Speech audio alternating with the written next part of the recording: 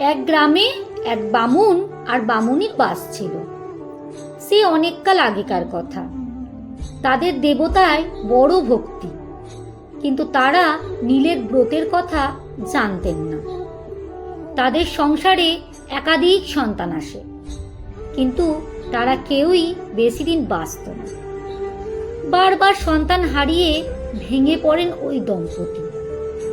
সংসারের সব সুখ তাদের কাছে অমূলক মনে হতো। দুঃখের কথা মহাদেবকে খুলে বলতে তারা কাশিবাণী হন। একদিন কাশিতে গঙ্গায় ডুব দিয়ে তারা পাড়ে বসে দুঃখ করছেন। এমন সময় ঘটল এক অলৌকিক ঘটনা। কোথা থেকে এক বুড়ি এসে তাদের কাছে জানতে চাইল, তোরা কাঁদছিস কেন?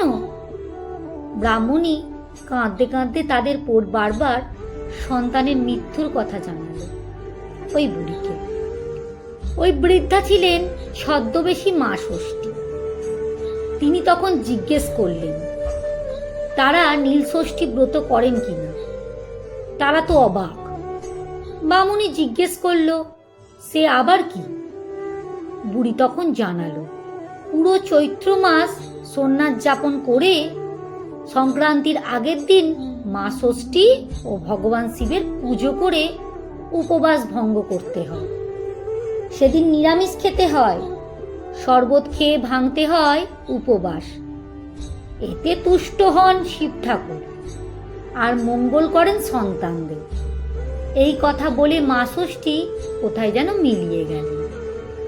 তারপর বামুন বামুনি নীলের ব্রত নিজেরা তো পালন করলেন, আর প্রতিবেশীদের মধ্যেও ছড়িয়ে দিলেন ব্রত কথা। তারপর আবার তাদের সন্তান এলো এবং সন্তান নিয়ে তারা সুখে শান্তিতে সংসার করতে লাগলো। লেখাটি